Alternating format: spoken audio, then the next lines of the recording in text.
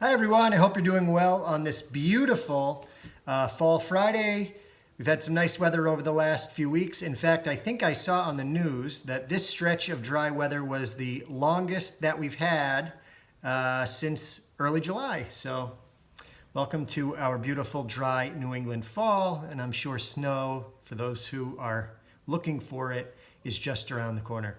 So we have a few big events coming up. I want you to save the date for them. The first is Tour-a-thon coming up on November 13th. That's a Saturday evening, as it always is, of course, after Shabbat ends. And we're looking forward to that. It will be virtual again this year, which has its benefits and downsides. We'd love for everyone to be able to get together, but it's just extremely difficult to do both in person and online, and to keep everyone healthy and safe. So we're opting for a virtual program on November 13th. Look out for more information for that, but make sure to save the date. Also keeping you busy that weekend, we have a Jewish community trip to go see the band's Visit, and that is based on an Israeli film about an Egyptian band stranded in a small Israeli village. It was turned into a musical, won a ton of Tony Awards a few years back, and that's the very next day, November 14th. And you can get tickets either to the 1 o'clock show or the 6:30 p.m. show. And we've been sending out a lot of information on that. The tickets are actually quite affordable, and we have a nice little group going for it. Also mark your calendars for a Hadassah fashion show coming up on November 17th, so that's going to be a great weekend for you. Going back to the end of October, on October 28th, Temple Emmanuel Sinai is doing a Songs of the Holocaust program, hosted, I believe, by cantor Jonathan Cohen, their cantor.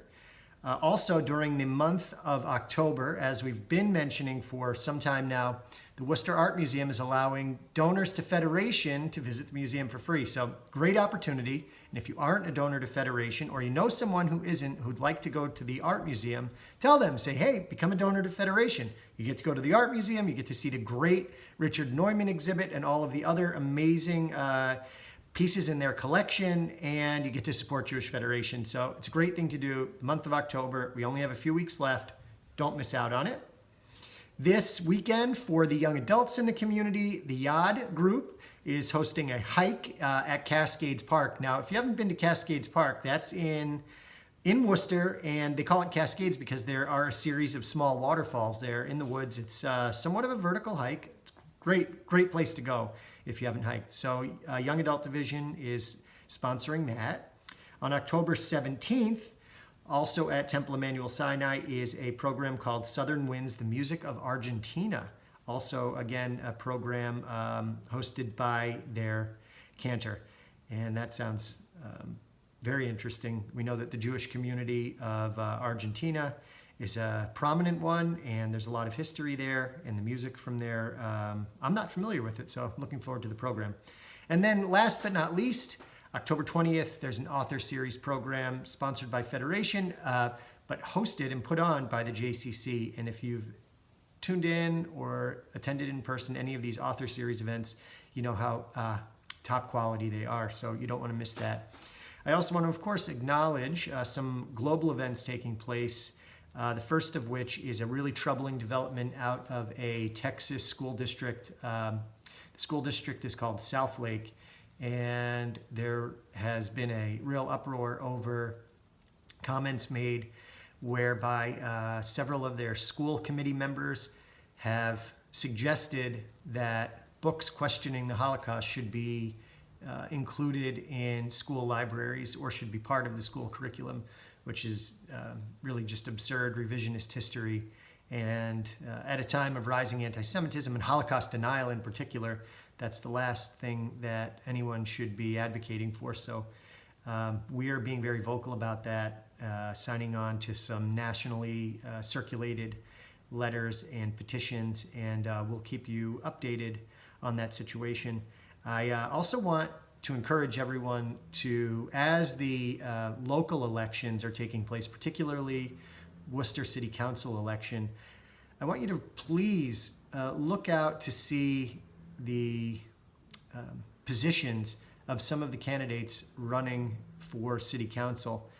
There have been comments made by at least one City Council candidate highly critical of Israel, in fact, inappropriately critical of Israel. And I just urge everyone to be an informed voter. If you'd like to discuss that more with me, or if you are interested in ways to be involved more actively as an advocate for Israel, we'd love to have your support and your help. And we're always looking for strong voices in the community. I also want to, of course, wish everyone a healthy, happy, and safe weekend. We look forward to seeing you at all of these upcoming events. Stay healthy, be well. And thank you all, actually, I want to also acknowledge, thank you all for tuning in to last week's annual meeting. I'm really excited about the year ahead. We've added 3 highly qualified board members in Dan Margolis, Dan Schertzer, and Karen Rothman. And our new board president is a dynamic young leader who came out of our community, serves on National Young Leadership Cabinet, and we have a lot of great things in store for the year ahead. We will continue to call upon and ask for your support and partnership in all that we do. But most importantly, thank you, thank you, thank you. We're grateful and appreciative of all of your generosity, and we want to wish you a good Shabbos. Shabbat Shalom.